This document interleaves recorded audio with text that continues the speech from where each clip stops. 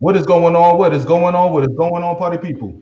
It is your boy, Coach D Brown, former big leaguer, former first round pick with the Kansas City Royals.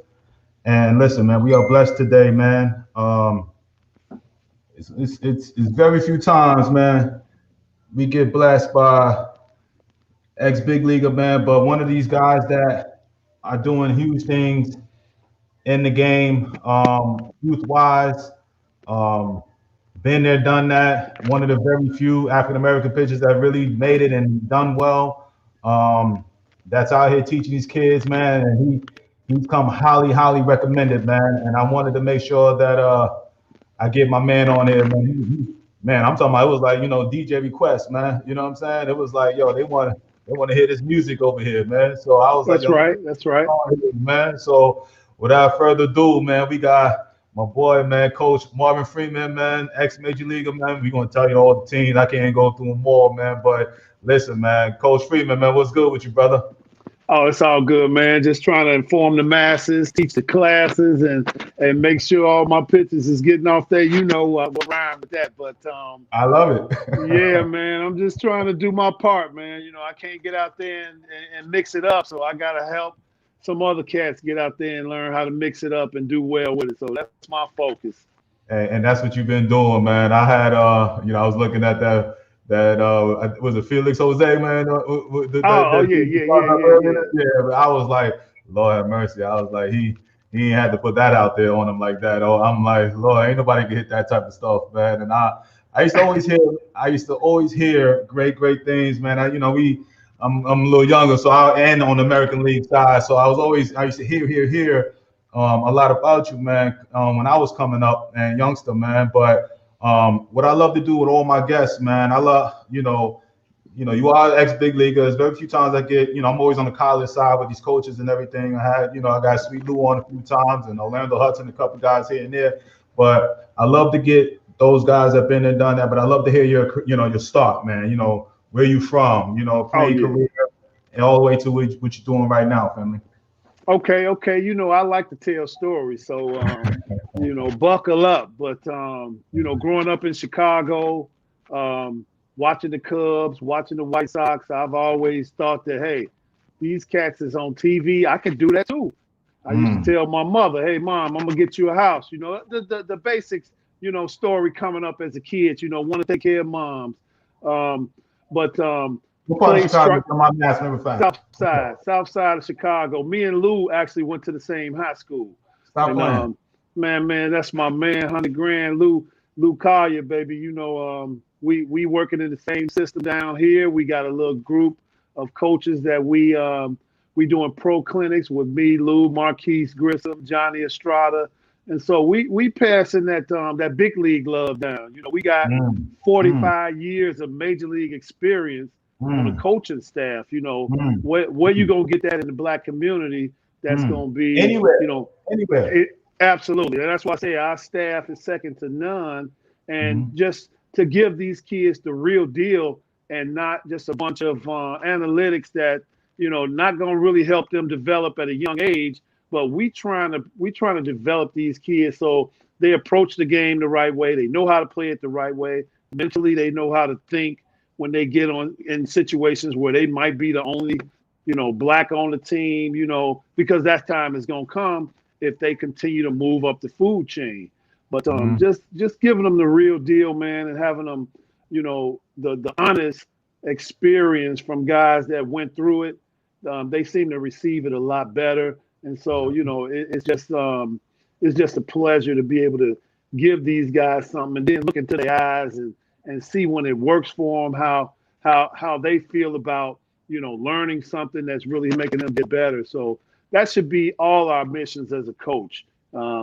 I've never been one to chase the $3 ring that they pass out, and I try to make sure that guys understand that hey, you might not have had success on the baseball field today, but let's Mm, take what we learned and try and adjust so that we don't keep making the same mistakes. Because mm. and like I know in this game, they got error on the scoreboard, so you gonna Right, jack up and right. you gonna mess up and you gonna have mistakes. You gonna go into slumps. You gonna go out there, you ain't gonna be able to get nobody out. But the ones that persevere find out what adjustments that they need to make. Those are going to be the ones that actually continue to move up that food chain. But getting back to me, coming out of Chicago at CVS High School, I was like, man, it's 30 degrees out here for a baseball game. Now, for a pitcher, hey, you know, you can get down with that, but Right. Yeah. I didn't want to pitch in that kind of weather. So I took my act down to Jackson State University, and under the tutelage of Coach Brady, still my hero. You know, he brought me down there. He didn't lie to me to get me there. Everything he told me, recruited me to get me there. He lived up to it. He said he was gonna make a man out of me. He told me when I went off the summer league, hey, go make a name for yourself. And he gave me a blueprint on how to, you know, take this baseball thing and keep moving it up to the next level. And ended up being the second round pick out of there by the Phillies. And I played 1984. I got drafted by the Phillies. I made it up to the big leagues in '86. And the same day I got my first major league win, my daughter was born. My wife gave birth to my daughter. So, you know, the storybook was writing itself, you know. And the team, I happened to beat the Mets in '86. That was the year they won the World Series. I got called up in September. So guys that I had looked up to all year and was like, you know, man, them guys is rolling. Now I'm up here being able to do my thing. And a good friend of mine, Daryl Strawberry, he was on the Mets. He was just killing them. But he had actually spent some time in Jackson playing for the Jackson Mets in Double-A my sophomore year in college. So I had a chance to kind of, you know, chop it up with him and got a chance to face him, man. So it was like, you know, the story was just writing itself. But that's why, before you finish, why, you know, I'm sure you highly touted, and, you know, why Jackson State? Why go, you know, what other schools and options did you have opportunity to go to, and why'd you choose Jackson State? Because you guys had some major leaguers coming out of there, if I'm not mistaken. I don't know if you was down there during the same time as you know. I just put a video up of all the guys that came out. We had Curtis Ford, Oil Can Boyd, Dave Clark, Wes Chamberlain. Clarkie, I was trying to, Clarkie. Were you down there with Clarkie, or you? Oh yeah. He was a year older than me. He was the captain, and I was, you know, I got what was left when Coach brought that bucket of chicken on the hall and said, "Hey, Dave, split this up." He brought me the wing, you know, so it was all good, man. Clarkie don't get on the show. Clarkie don't get on here. Absolutely, man. So, you know, just being part of Coach Brady's clan, it really it presented a little bit of pride in me, because going back to what you asked before, why Jackson State? Well, I got drafted out of high school by the Expos in the 9th round, and coming out of Chicago, you got Big Ten schools and you got Nebraskas, and all of those guys were recruiting me. But again, it's still 40 degrees outside, and I wanted to go somewhere. First of all, I didn't want to go somewhere where I was going to be lost on campus. And I wanted to go somewhere that I can kind of have more people that relate to me than those that did relate to me. And so Coach Brady promised me, he said, hey, when you come down here, you in the rotation. It wasn't that we'll see you work your way into it. He said, you in it till you pitch yourself out of it. I was like, cool, that's all I need to hear, man. And then he told me, he said, yeah, you know, it's a 11-to-1 ratio of women to men down here too. I was like, what? Sign me up. So just he said all the right things, but he came in, he was kind of like just the feel that you get, the initial feeling that you get from a coach. You know, don't sleep on that. That means something. Your tuition is telling you, hey, you know, this feels good, it feels right. And then when you have the opposite of that, you better listen to that too, because when you don't want to get down there, and next thing you know, you chasing foul balls and you ain't pitched the game in 2 years. So, you know, just having him be honest and give me an opportunity to like beat myself, that, you know, I always bet on me. So I went for that 100%. Man, so you go to Jackson State, get that tutelage from Coach Bradley, and enjoy yourself. I don't know what it is anyway, that damn Mississippi-Chicago connection anyway. It seemed like everybody from Mississippi got ties to everybody from Chicago got ties to Mississippi, and then it's always one of them little things down there. For some reason, like a train that came up there from Mississippi. Oh, it Everybody was. Oh, yeah, it was the train Chicago. now. Guys from Mississippi escaped back to Chicago in the 60s. By the Right, time all us 60s babies and 70s babies was born, we was like, man, let me go back, right, So, right, we right. we just keep going back and forth. But yeah, it was basically the weather for me. I had never Mm. been to Mississippi before I went to Jackson State, and when I got down there, I was like, oh snap, this it, Worried a little So bit with that whole, was you worried a little bit, or you was just like, all right, it's. Were you worried a little bit? But, you hear that. I used to be terrified of Mississippi growing up in New York, man. You know, Not really worried about it, but I always knew that where not to be. You know, I you know I watched all the Mississippi burnings and all that stuff, growing up as a kid. I'm like, ooh, they still behind, down there. So I was aware of the fact that, sometimes if whatever situation you put yourself in, things can jump off. So I mm, tried to avoid being in areas that like rural areas where I'm gonna be caught out there by Jim Bob, and right. I was just gonna make sure that I was safe. But my plan was short term going to Jackson State. I knew going down there in 3 years I'm going back in the draft and I'm coming up out of here. So Jackson State was it was a pit stop for my major league career because I had every intention of playing big league baseball from the time I started playing in high school up until when I got drafted. So I had a goal, and I don't like to tell kids this, but I didn't have no plan B. Mm. Plan A was make sure plan B was make sure plan A worked out.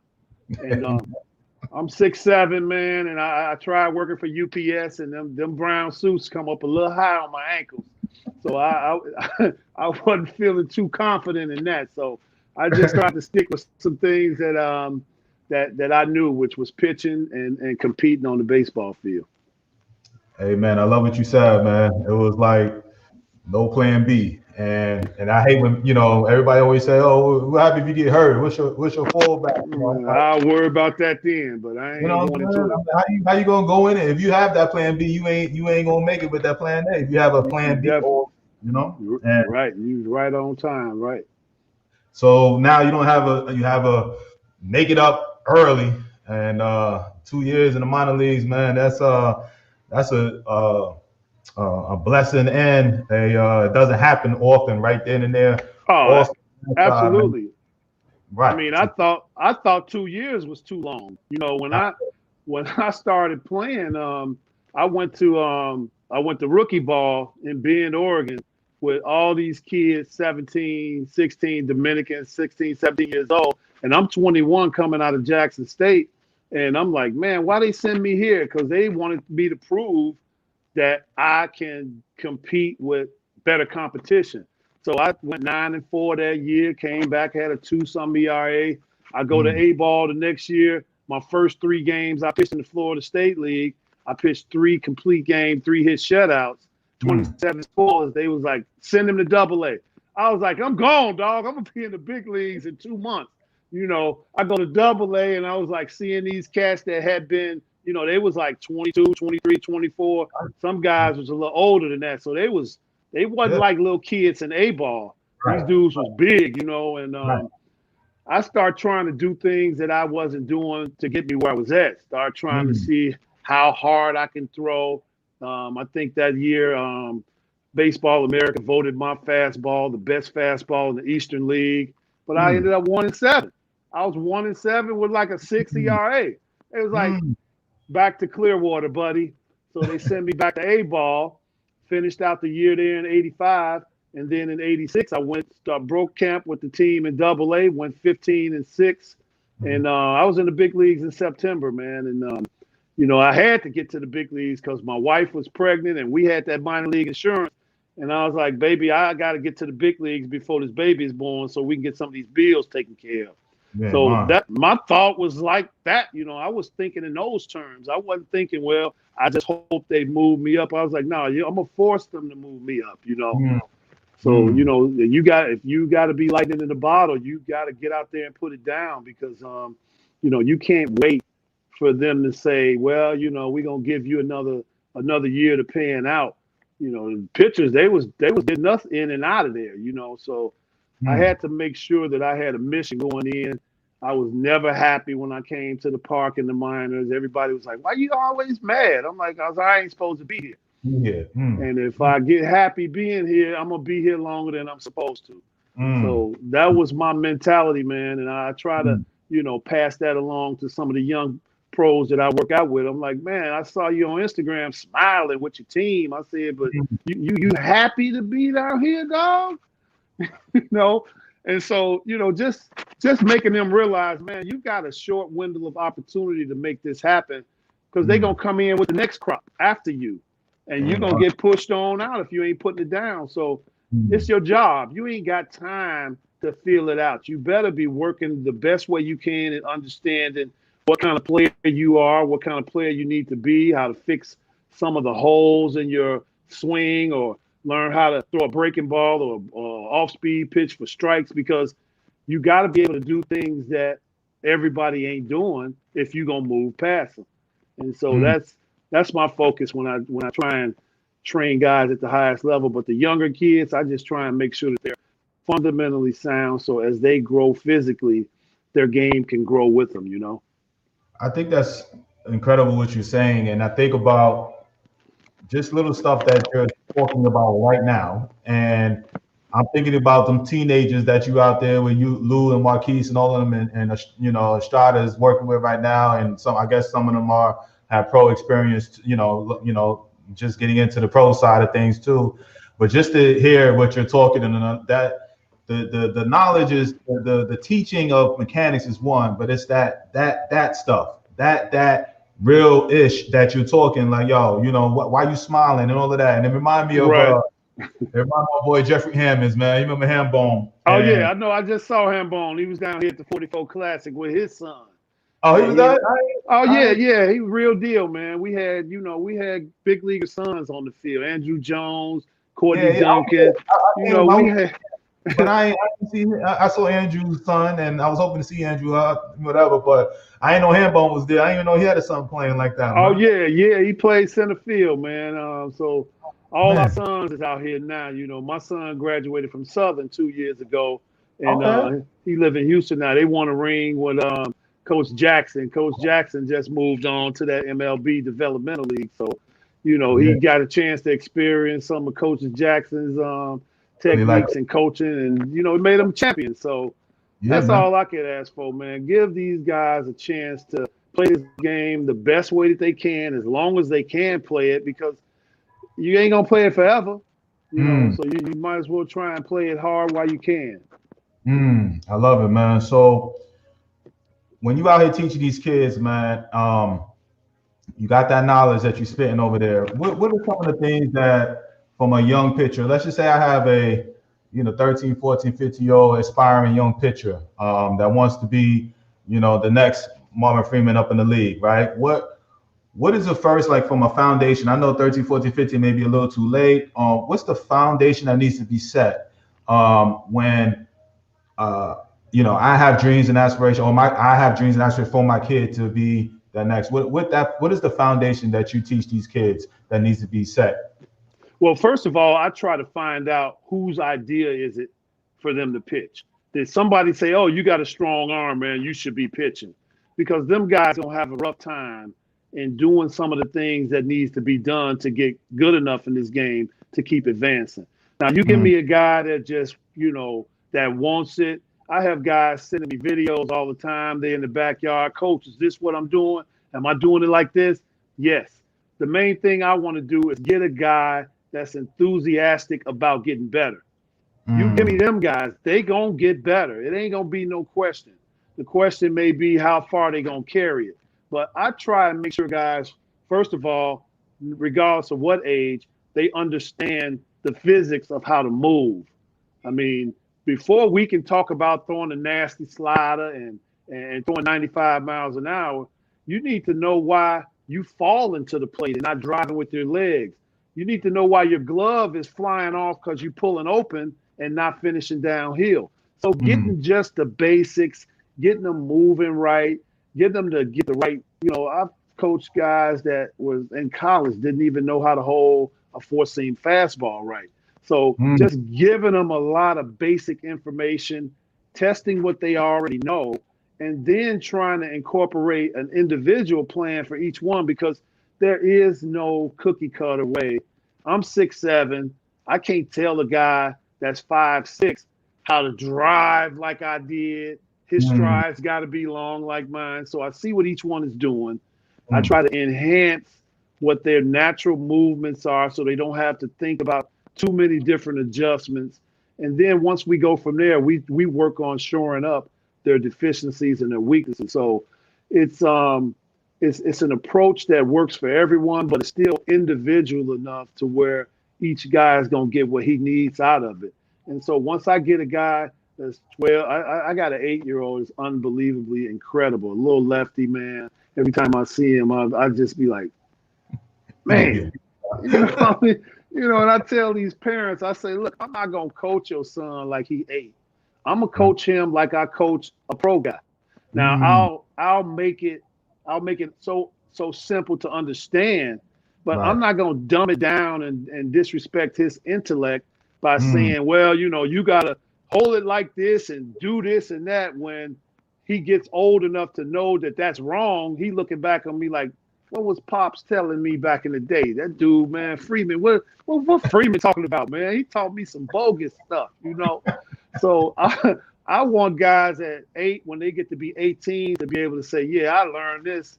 I learned ball spin and finger pressure when I was 8 years old from an old vet back in the day. Uncle Free showed me this, showed me that. And so I don't insult a pitcher's intelligence until he lets me know that he don't know. Right. And if he don't know, then I'll be like, man, come on. You don't know this, man? And see, most of the time, a lot of these young guys, they get thrown on the field because they're athletic. They throw them on the mound because they got a strong arm. And then I've seen coaches bring kids in from the outfield, give them about 5 warm-up pitches, and they got the bases loaded. And then they get mad at the kid because he can't get nobody out. Haven't had a bullpen, don't know how to prepare himself, don't know how to adjust. But now the expectation that's placed on him is really unfair. And the kid is like, man, I don't want to pitch no more because this too hard. And so we lose a lot of pitchers from that 12 to 15 age bracket because knowledge breeds confidence. If I know what I'm trying to do and I know how to adjust, I'm going to feel a little bit better when I try and do it. But if I don't know, I'm going to be like looking around for help. And all I hear coaches is bend your back. You got to throw strikes. Yeah, I know. Right. What am I doing not to do that? So just giving them the basic knowledge of how to move, how to understand what they're trying to accomplish, and giving them some good repetitive things that they can work on at home is the best way that I've found. Couple that with sending them videos of their workouts so they can see what I see. I explain things that they need to look at before they practice so that when they practice it, it's not a question of if they're doing it right. And I always ask guys, did you work on what we talked about? And then they'll say, yeah. And then I'll say, show me what you worked on. And then they'll say, I did this and that. And I'm like, nah, I'll see this ain't. Well, let me see your phone. You got the video out. And so it really takes a little bit of time away from their video game or Instagram posts or whatever they're doing and make them focus on a little bit a day. And I tell them every day, look at this. If the video is only 30 seconds or less, look at it. You'll start to remember some of these things. So as you're working out, it's front to mind and you don't have to wonder what you're doing. You go into it with a specific task. And as you continue to repeat that task, you have a better understanding of how to do it better. What do you feel about, speaking of that, I got 2 questions off of this, man, because, and I'll be thinking about, I actually be envision, I envision this conversation well before this conversation happened, right? So, pitching more so than hitting, right? Because I understand that we all been taught by dads and friends and people that have some form of baseball knowledge and stuff. We probably, you like me, we ain't have no private instructors, and he definitely had no big league dudes, teaching how to pitch, right? So, but what irks me is sometimes when I see a pitching guy teaching hitting, and I definitely hate to see as somebody that hits and teaches pitching. You know what I'm saying? Because a pitcher could teach hitting, and mechanically maybe jacked up, but it won't affect him, health wise. You know what I'm saying? To have a bad jacked up swing. But the biggest fear that I have, and I sometimes I get into conversations with certain parents or coaches that are not necessarily pitching guys teaching pitching, and I'm like, I will feel so upset with myself knowing that I don't face hundreds of thousands of pitches over my career and lifespan. And I know enough to be like, small pitch, but I would never teach mechanics on the mound of a pitching guy because I don't want a Marvin Freeman or anybody walk in and see that I'm teaching the kid. And one thing I could teach him wrong can essentially affect him physically, you know what I'm saying, with elbow or shoulder. And I would feel, hurt. What do you feel, about these so-called, pitching guys and that don't really have the basis, the foundation, and the knowledge, and that's out here teaching these kids, man? And how young should they start with a great foundation? You're starting 8 years old, but I know it's like 2 or 3 questions in one. But if you could kind of explain that to me, because I hate hearing that. You know what I'm saying? I'm like, Yeah, why are you teaching pitching? yeah. I hit a couple home runs in the big leagues, right?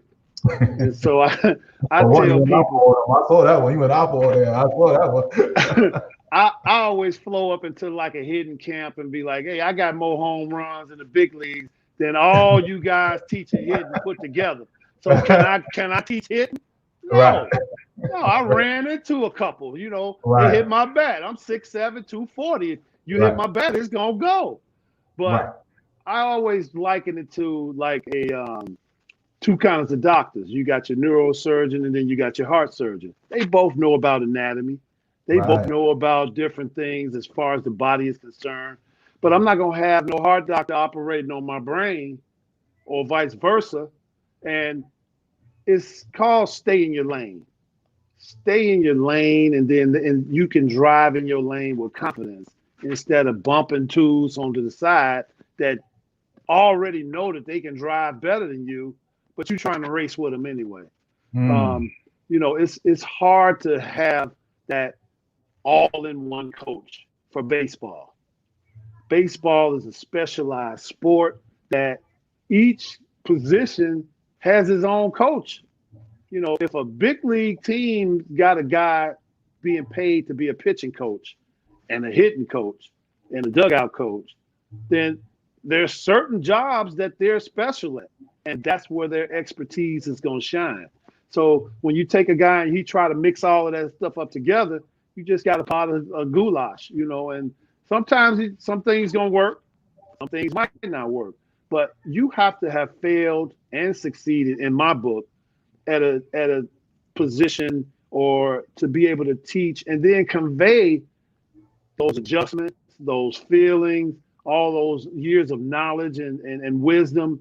You convey that to the one that's coming up so that they don't have to go on that same path and they can kind of learn something. But if I don't know what it's like to be in the on-deck circle, knowing that I'm getting ready to face a dude that's throwing 98, he done threw under my chin a couple of times.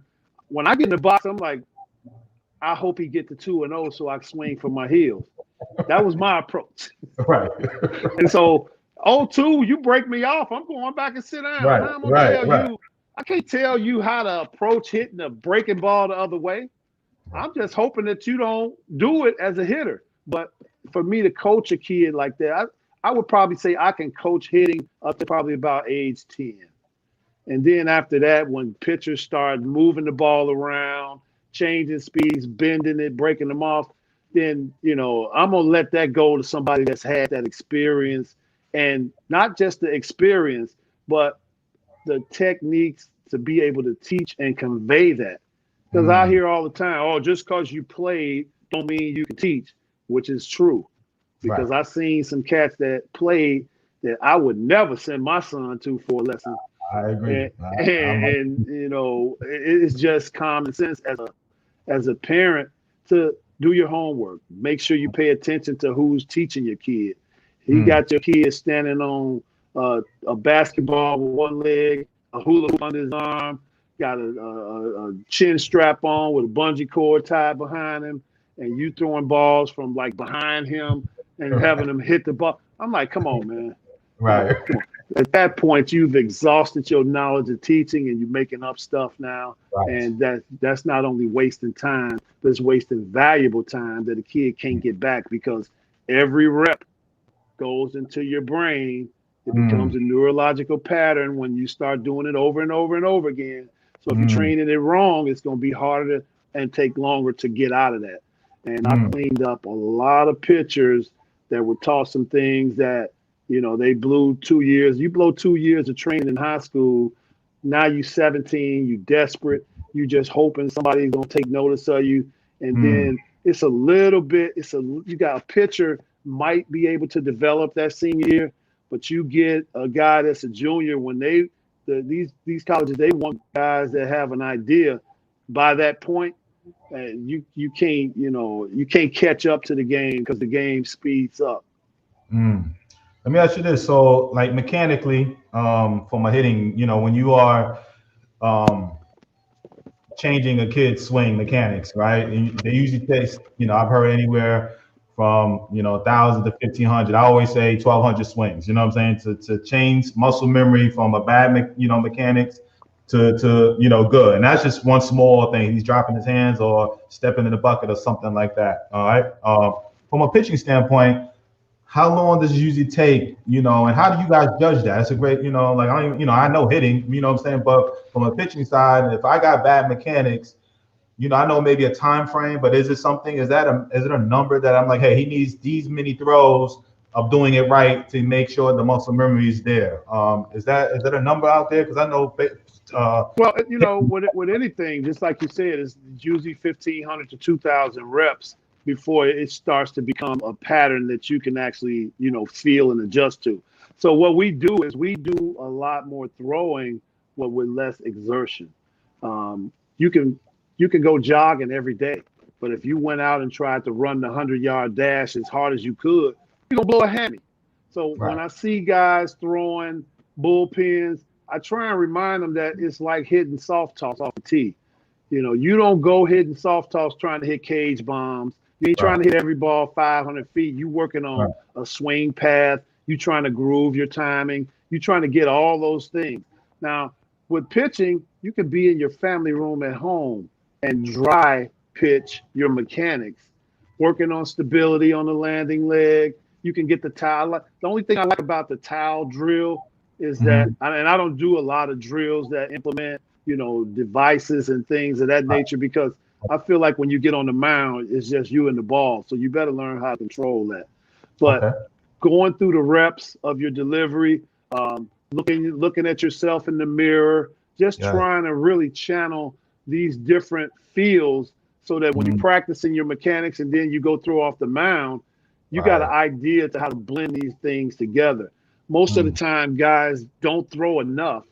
And when they do throw, all the effort won't allow them to throw on consecutive days or put a lot of workouts together. So I try and make sure when I'm doing my lessons, we spend probably half the lesson just working on movement patterns. And then as we get to the end, where that last 5 minutes, I know their arms are loose, I know their body is warmed up, then we'll go at it like it's a hitter up there, but we'll go at it with a specific command, like fastballs away. Let's throw your breaking ball for strikes. Now, if you're throwing your fastball away and you falling off, hey, you got to be able to hold yourself on that front side a little bit longer. You got to feel the stability, feel the backspin. So it's just repeating the same things, having an understanding of what it is that individual pitcher needs the most work on. And as you get older, like 10th, 11th, 12th grade up to college, you don't need a lot of the instructional part. Well, that's what I thought. But most of these guys haven't had the right information. So they're still learning things at 20, 21 years old that they should have been learning at 10. But just like you said in your intro, how many black pitchers has there been that's actually working with guys and has been to a level where I have been, and I don't say this to be, braggadocious or not, but I played on a team that had 5 Cy Young Award winners on the team at the same time. I Now you know. got to be an absolute buffoon if you don't learn something from them. We had Right. Maddox, Gladden, John Smoltz, Steve Bedrosian, and Mark Davis was both won Cy Youngs and Rolaids Relief Man awards, and we all in Mm. the same clubhouse. And Right. so if I wanted to know, hey man, how you hold that splitter? I go to Bedrock. Mad Dog, Mm. show me that change up grip. What you thinking when you get in this situation? When you was Mm. chasing that guy, what was you doing right there? When you go Mm. out and do this and that, if you don't ask questions, then you're not gonna get that knowledge. And man, they was like, free, come on, man. I'm trying to get ready for the game. I'm like, all right, but show me that grip one more time, because I'm taking that into the game. And then you practice it in the outfield when you're playing catch every day. Every Mm. day when guys are at the ballpark, I try and tell them, look, get something out of your throwing. Don't just go through the motion.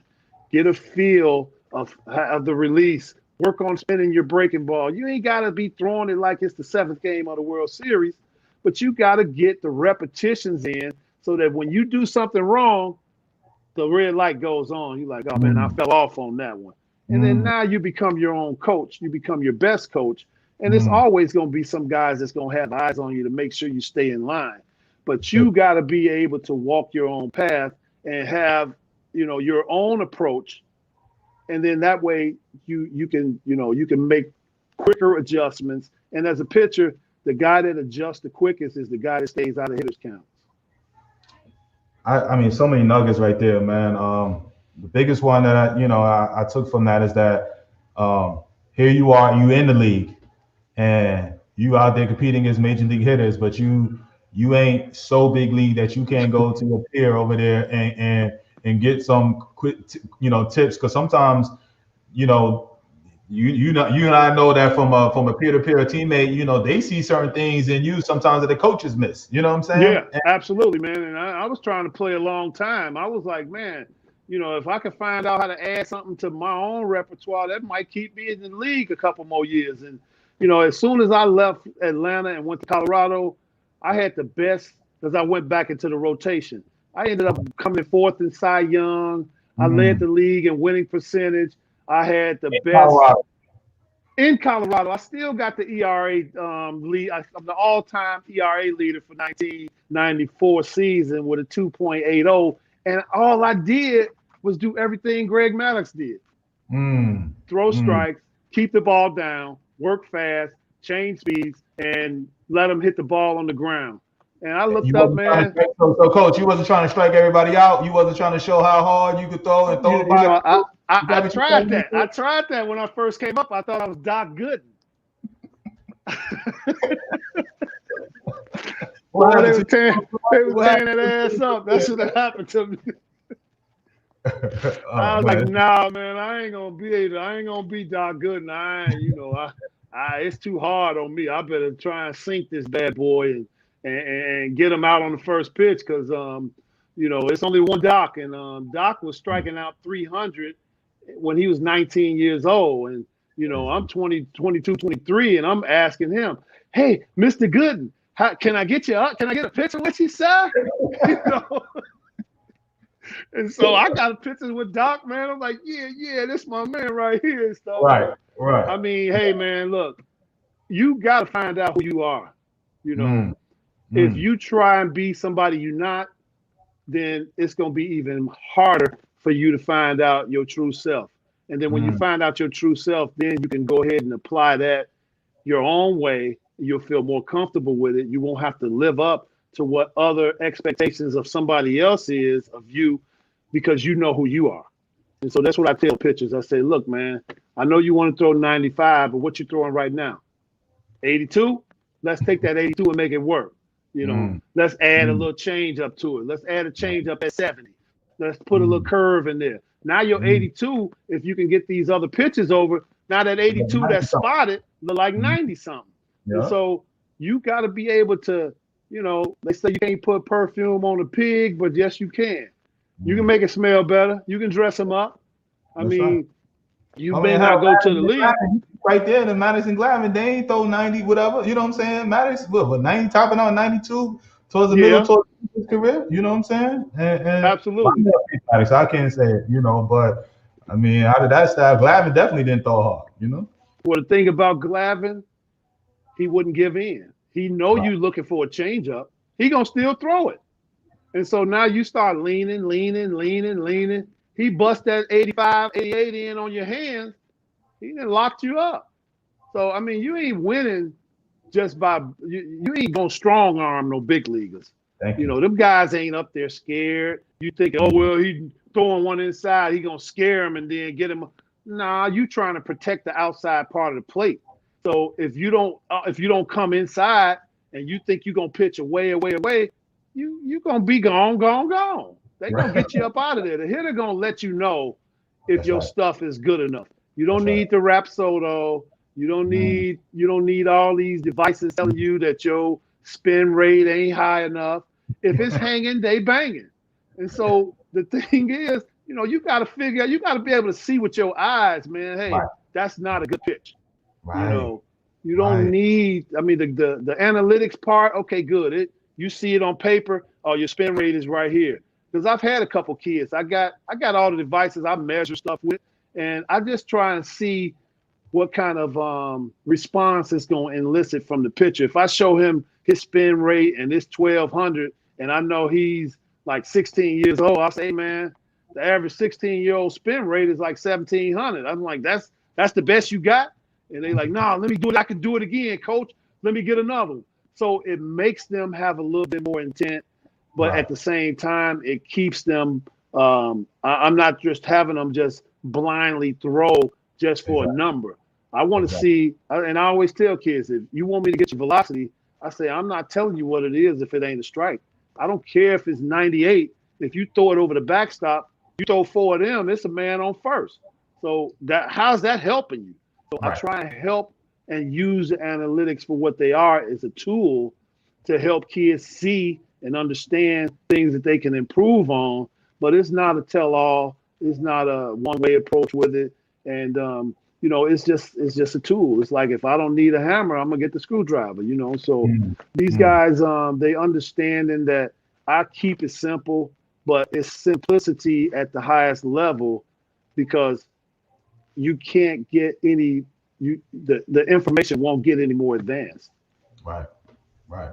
That's and it's funny. Like when I was, you know, in the youth leagues, when I was coaching, and I'd be so surprised how we talking spin rate and velo and all of that, but a simple game of catch between 12 to 14, 15-year-old kids, it would baffle me how they didn't even know how to play a simple game of catch. It's all arm. There's no it's all erratic. I used to hate hearing the ball hit the fence, and I used to just be like, yo, don't talk to me about how hard you throw, and if you can't play a simple game of catch in front of your guy, you ain't trying to throw 88 and whatever, because they throw hard and all over the place, and then they get long, and then they get a little longer, and they try to throw hard, they bounce, and it's all over. And I'm like, I mean, simple stuff when I would get kids 13, 14, 15, and I'd be like, yo, y'all don't even know how to throw a baseball, man. You know what I'm saying? Like, yo, I call simple. I call it fetch. I call it fetch because they running after every throw. I'm like, hey man, look, Right, if you can't control where you throwing it from, you standing too far away. And I said, I had guys standing 15 feet apart. I want you to play catch until every throw is caught. And then when it's caught, you can move back. But as soon as you throw one away, mm, move it back in because you can't control mm, what you're doing. So really mm, just putting the thought process in their head that it ain't just, something to kill time.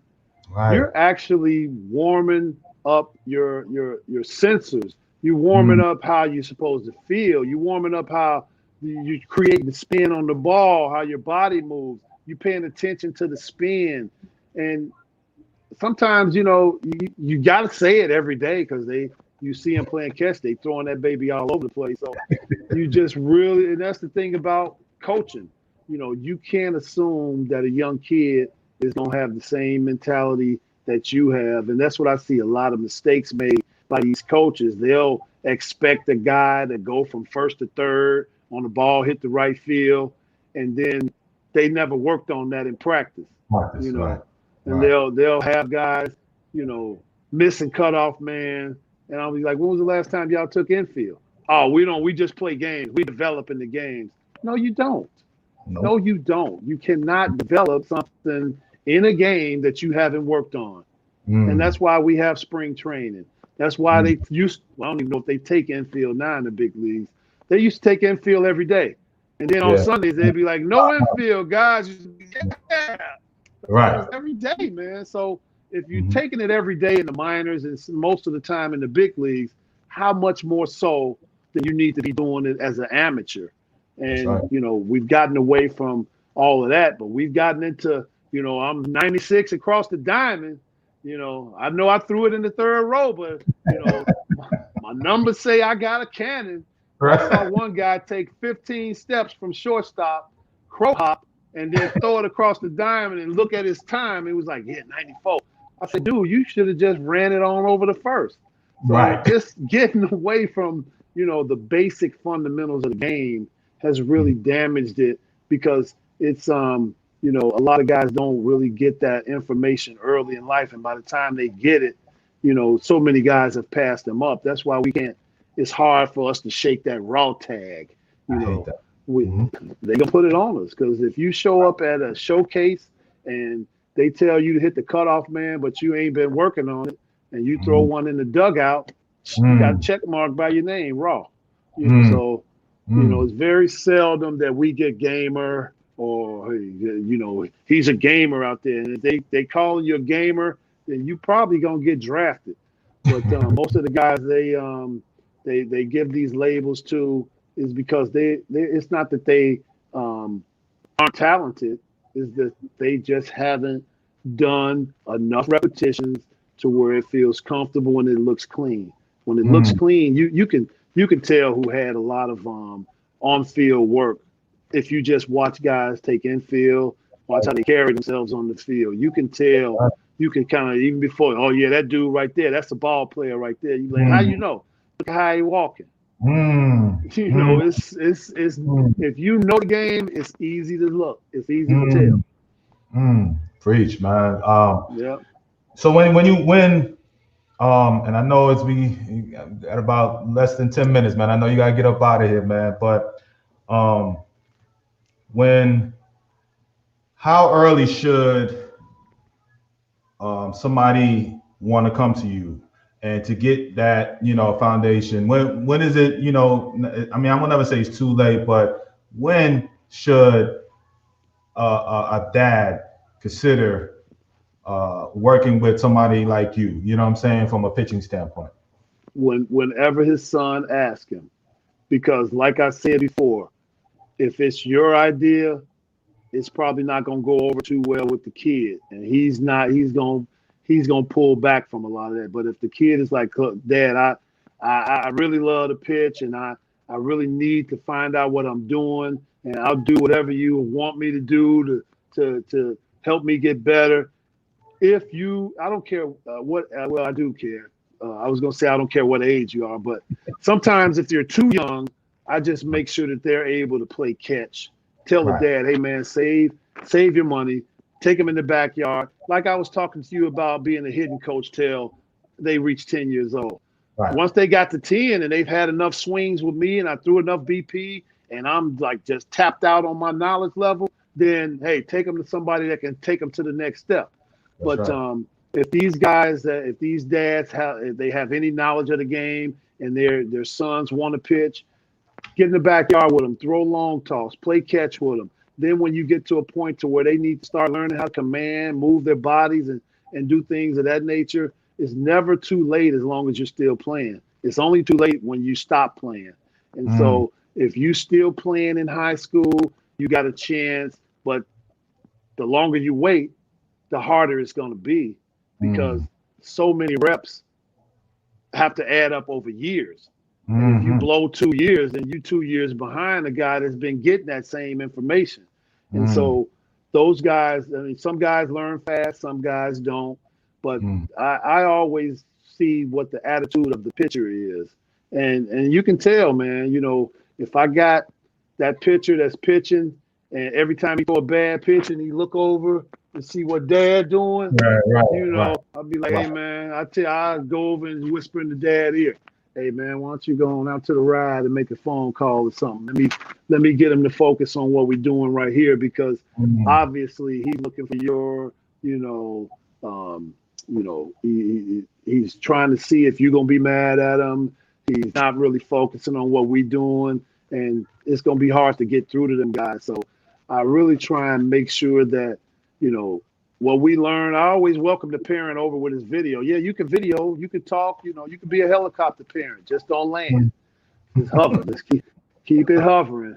And as we get to the point to where you're in the car and you be like, hey man, just ask him if he practiced what I asked him to practice. Be my enforcer when you get home.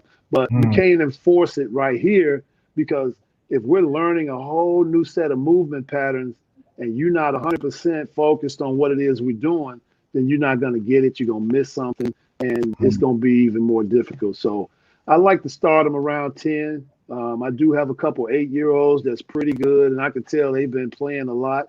But I do know that no matter how good an 8-year-old is, he can get better. He can learn so much more. And sometimes, I have to really catch myself in the way that I teach, because I teach according to how much information the kid can handle. And so if I got an 8-year-old and he can handle a lot, it's like, all right, man, look, all right, we're going fastball down and away, and I want you to make sure you feel the pressure off your index finger. We're going to try and sink this one. And he look at me like, I'll be like, oh, man, on my bag, dog. I'm like, you're 8, you're 8. So sometimes I just got to remember that these kids are young and they don't have a lot of experience. And so you got to be able to read their facial expressions, be in the picture and somebody's trying to explain something to me and I'm like, what? Then that's the kind of reaction that I want from the pitchers that I work with. And I always tell them, look, if I go too fast and I say something you don't understand, I need you to be honest enough to say, what you talking about, coach? Because it's a dialogue that we have to share. We have to go back and forth. I have to know what you thought on that pitch so we can work to get to the next one. And so if they're not open to that, or they don't understand that they have to communicate, then it's only going to be difficult. So I got a good rapport with kids, because my wife always say I'm a big ass kid myself. And so, I can kind of get on the same level with them, and talk the game, because there is no age when you got guys on the field and they all trying to work to accomplish the same thing. Everybody is trying to learn from everybody. And the more experience you can get from someone that you don't have to go through those same problems that they went to, it's only going to make you a better player quicker. I think that's the beauty of having, somebody like yourself. It's not, you're being taught, but it's like, yo, I'm expediting your learning curve and the mistakes that you're going to make. You know what I'm saying? Like, absolutely.